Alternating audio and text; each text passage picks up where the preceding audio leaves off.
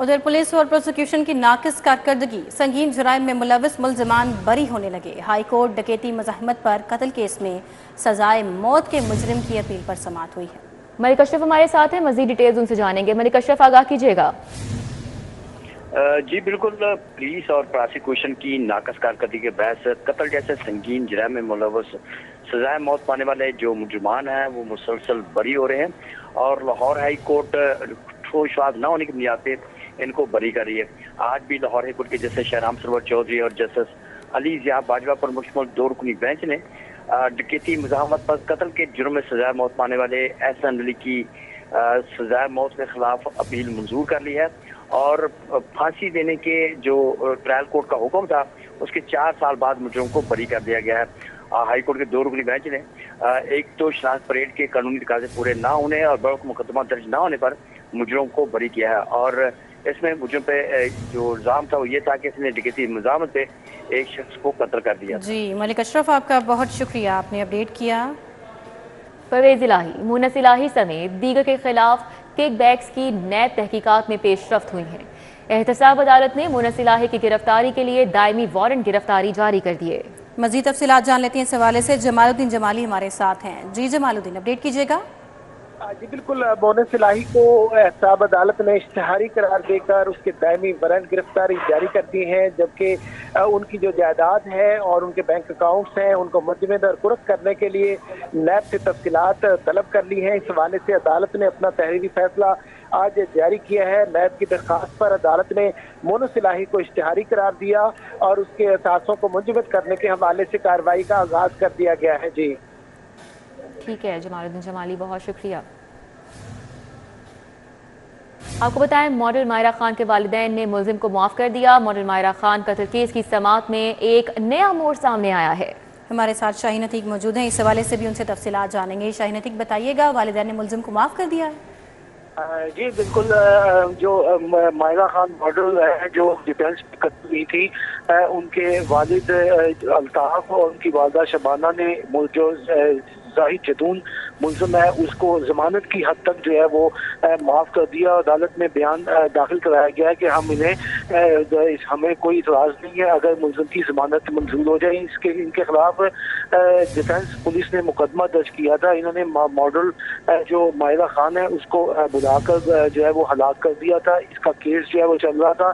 अब इसका जो फाइनल केस है, जो चलान है वो मुकम्मल तकरीबन हो चुका हुआ है, लेकिन हाई कोर्ट में दरखास्त जो है मुलजिम की तरफ से जो है वो मुतहर्रिज़ की दरखास्त दी गई है जिसका फैसला अभी नहीं हुआ। उसकी वजह से चलान जो है वो रुका हुआ है। तमाम मुलजिम ने अपनी शाहीन अतीक हमारे साथ थे, अपडेट कर रहे थे। उधर कैंट कचहरी में डिफेंस में गाड़ी की टक्कर से 6 अफराद की हलाकत का मामला, पुलिस ने मुलजिम कमसिन ड्राइवर अफनान को अदालत में पेश कर दिया।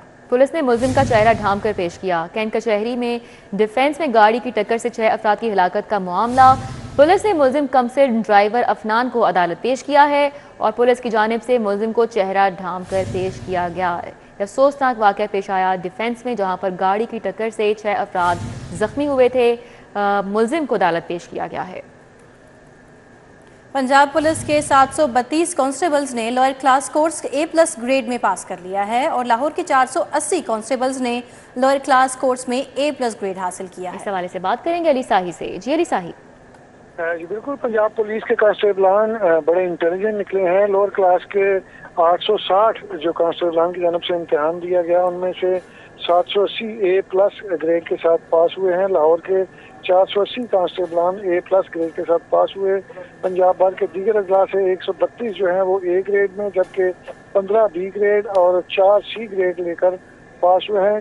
860 में से कोई भी कांस्टेबल अपने कोर्स में फेल नहीं हुआ। जी पंजाब में हेड कांस्टेबल के कोर्स के लिए भी फहरिस्तें तलब कर ली हैं और जितनी भी सीटें हैं, जितने जो हेड कांस्टेबल कोर्स के लिए अहल हैं, उनकी फहरिस्तें भिजवाने का मरासला जारी कर दिया।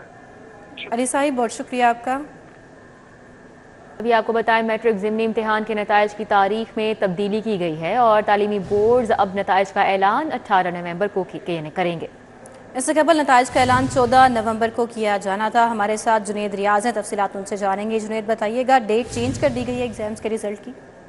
जी, तालीमी बोर्ड की जानब से जो मैट्रिक दूसरे सालाना इम्तिहान के नताइज का ऐलान जो कि 14 नवंबर को किया जाना था, अब उसकी तारीख जो है वो तब्दील कर दी गई है। अब नताइज का ऐलान जो है वो 18 नवंबर को किया जाएगा और इस हवाले से बाकायदा तौर पर बोर्ड की जानब से तमाम जो स्कूल हैं उनको हदायत भी जारी कर दी है कि 18 तारीख को जो नताइज जारी किए जाएंगे वो 10 बजे किए जाएंगे और उसके बाद बोर्ड की वेबसाइट पर नताइज अपलोड कर दिए जाएंगे, जहाँ पर से तलबा जो है बआसानी अपने नताइज जो है वो मालूम कर सकेंगे। जी जुनेद, आपका बहुत शुक्रिया, आपने आगाह किया। आपको बताएं, वज़ीर आला मोहसिन नकवी की ज़ेर सदारत इजलास wall city of Lahore authority के प्रोजेक्ट्स पर पेशरफ्त का इस इजलास में जायजा लिया गया। इजलास में कौन कौन से अमूर ज़ेर गौर लाए गए हैं, दुरे नयाब से जानेंगे। जी दुरे नयाब। जी बिल्कुल, वज़ीर आला मोहसिन नकवी की ज़ेर सदारत इजलास में वॉल सिटी अथॉरिटी के प्रोजेक्ट्स की पेशरफ्त का जायजा लिया गया। खड़क सिंह की तारीखी हवेली को बहाल किया जाएगा, सियाहत के फ़रोग के लिए हवेली के कमरों को बहाल किया जाएगा, म्यारी रिहायशी सहूलतें दी जाएंगी। इसी तरह वज़ीर आला ने रिम मार्केट की मुंतकली के लिए ज़रूरी इक़दाम पर भी अहकाम जारी किए हैं। लाहौर फोर्ट के कैफेटेरिया पर काम तेज़ करने का हुक्म दिया है। लाहौर के तारीखी दरवाज़ों और किला कोहना कासिम बाग मुल्तान की असल हालत में बहाली के प्रोजेक्ट पर भी पेशरफ्त का जायजा लिया है। इस हवाले से लाहौर के दरवाजे और किला कोहना कासिम बाग मुल्तान जो है वो तारीखी विरसा है। वज़ीर आला का कहना है लाहौर के तारीखी दरवाजे और बाग जो किला कोहना कासिम बाग का है उसको हर सूरत मुकम्मल करके तफरीह का मरकज़ बनाएंगे। वज़ीर आला ने कहा है माल रोड की तारीखी और कदीमी हैयत को बहाल किया जाएगा, पोल हटा दिए जाएंगे। तारीखी मकामात की बहाली के बाद मैनेजमेंट ऑफ साइट के लिए माहिरीन की खिदमत हासिल की जाएंगी। लाहौर के ब्रेडले हॉल की बहाली के लिए काम तेजी से जारी है। डीजी वॉल सिटी ने वज़ीर आला को ब्रीफिंग दी, बताया कि ब्रेडले हॉल में पंडित जवाहरलाल नेहरू, गांधी और भगत सिंह जैसी शख्सियत खिताब कर चुकी हैं। लाहौर के बरकत अली इस्लामिया हॉल की तारीखी हैसियत को भी बहाल कर रहे हैं। वॉल सिटी ऑफ लाहौर 10 मज़ारात को तारीखी और कदीमी हैसियत को भी बहाल कर रहे हैं।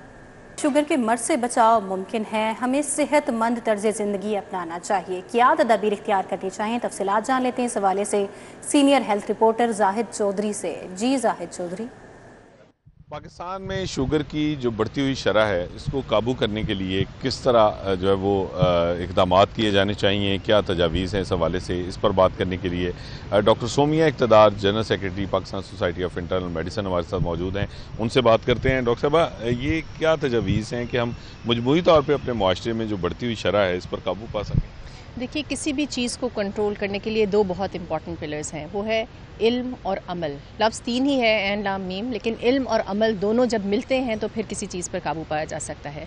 इल्म में ये है कि हम एक मैस लेवल की कैंपेन शुरू करें, जैसे हम टीवी में, सोशल मीडिया पे, प्रिंट मीडिया में इश्तिहार देते हैं कि सिगरेट नोशी सेहत के लिए मुज़िर है। इसी तरह बताइए कि जो चीनी है वो कितनी मुज़िर है, या अगर आप लैक ऑफ एक्सरसाइज जो है उसके क्या नुकसानात हैं, मोटापे के क्या मसाइल हैं, ताकि लोगों में आगाही पैदा हो। और शुगर के साथ ही जो एक टैग लग गया था कि ये हमेशा के लिए हो गई है, अब ये जो है ये ख़त्म होता जा रहा है, क्योंकि हमने देखा है कि डायबिटीज़ रिमिशन में भी चली जाती है, रिवर्सल में भी चली जाती है अगर आप राइट स्टेप्स लें। और वो राइट स्टेप ये हैं कि आप अपने वज़न में कमी करें, जिसके लिए आपको एक एक्टिव लाइफस्टाइल अपनाना है। तो लोगों को इनकरेज कीजिए कि वो बाहर निकलें, पार्क्स में वॉक करें, जॉगिंग करें, साइकिलिंग की तरफ रुझान हो, स्पोर्ट्स एक्टिविटी में बच्चों को इन्वॉल्व करें, क्योंकि बच्चे एम्बेसडर्स होते हैं। ये मैसेजेस अच्छी तरह वो कन्वे कर सकते हैं अपने घर वालों को भी। स्कूल्स में हम लाजमी करें कि उनकी फ़िज़िकल एक्टिविटी के लिए जो है छोटे छोटे स्कूल्स बन जाते हैं घरों में जिसमें ना कोई प्ले ग्राउंड्स हैं। फिर जो उनकी लंच की ऑप्शंस हैं उन्हें हेल्दी और इंश्योर करें कि बच्चे फ्रूट्स लें, वेजिटेबल्स लें और मुनासिब मिकदार में डेयरी का इस्तेमाल करें, और जो ये जंक हम अपनी यंगर जनरेशन को फीड कर रहे हैं इसको मना करें। सो आई थिंक ये कुछ प्रैक्टिकल स्टेप्स हैं फूड के हवाले से और एक्सरसाइज के हवाले से। ये जब हम मिलाएंगे और इनकॉर्पोरेट करेंगे अपनी यंगस्टर्स के अंदर, तो फिर वो बड़े होकर एक हेल्दी इंडिविजुअल्स बनेंगे। अपने वेट को कंट्रोल करने के मुतालिक लोगों को आगाही दी जाए, क्योंकि अगर आप वेट रिडक्शन कर लें 5 to 7% तो डायबिटीज़ रिमिशन और फिर रिवर्सल में चली जाती है। सो ये बहुत इंपॉर्टेंट है कि हम आज के दिन की मुनासबत से जो आलमी ज़ौमे ज़ियाबीतस है, जिसका मकसद लोगों में आगाही पैदा करना है इस मर्ज़ के हवाले से, लोगों को बताएं what is right and what is wrong, और उन राइट्स को प्रैक्टिस करने के लिए उनको फैसिलिटेट किया जाए, उन्हें फैसिलिटेट किया जाए, और बिल्कुल इससे छुटकारा भी मुमकिन है, बचा भी जा सकता है। ख़वातीन में ख़ास तौर पे दौरान ज़िंदगी जो है वो क्या मसाइल पेश आते हैं उसका क्या हल है। प्रोफेसर डॉक्टर सरदार अलफ्रीद ज़फ़र जो कि प्रिंसिपल हैं लाहौर जनरल अस्पताल के और ख़ुद गायनाकोलॉजिस्ट हैं, उनसे इस पर बात करेंगे।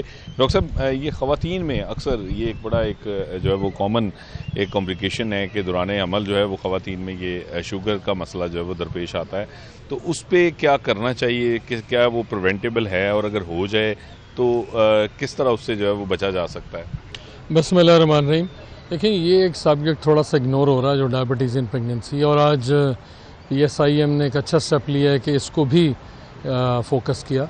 तो इसमें यह कि एक तो हमने लाहौर जनरल हॉस्पिटल में एक अलहदा से डायबिटिक क्लिनिक बनाया है जो प्रेगनेंसी इन डायबिटीज़ के लिए। एक हमारे डायबिटीज़ क्लिनिक वैसे चल रहा है, और एक हमल के दौरान जो डायबिटीज़ है उसका अलहदा से चल रहा है। जैसे अब पता डायबिटीज़ बढ़ती जा रही है, और आज ये कहा भी गया कि ये एक कैपिटल है डायबिटीज़ का पाकिस्तान, उसी तरह प्रेगनेंसी में भी बढ़ती जा रही है।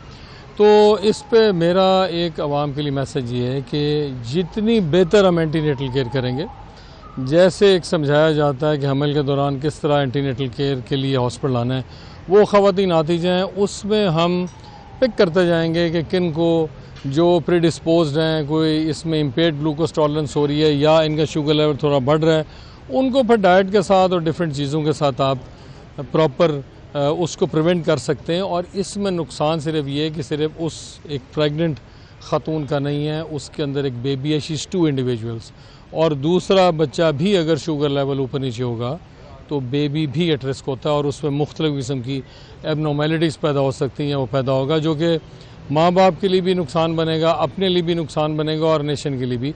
तो हमें इस चीज़ पे फोकस करना बहुत ज़रूरी है। जो ख़वातीन डायबिटिक हैं उनके लिए एक इम्पॉर्टेंट है कि एक प्री प्रेगनेंसी काउंसलिंग होती है। अगर उन्होंने प्रेगनेंसी प्लान की है तो वो डायबिटिक क्लिनिक जो ऑप्स का उसमें लाजमन है। उसकी 2 रिकमेंडेशंस हैं कि एक patient should be on insulin अगर वो फ्रैंक डायबिटिक है, and haemoglobin A1C should be normal.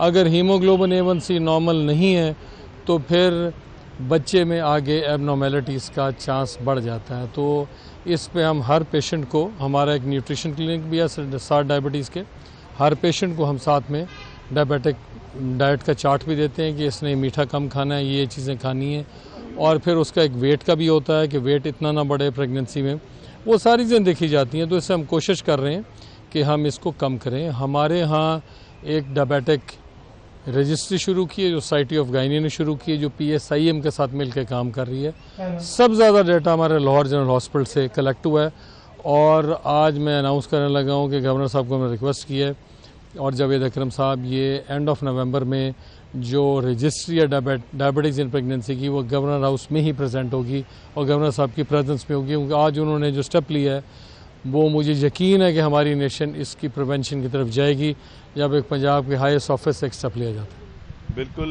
इसमें ये जो डायबिटिक इन जो है वो प्रेगनेंसी, इसके हवाले से भी जो है वो बहुत सारी पेचीदगियाँ हैं और उनसे भी निजात मुमकिन है, लेकिन आपको ना सिर्फ जो है वो अपनी जी जाहिद चौधरी, आपका बहुत शुक्रिया।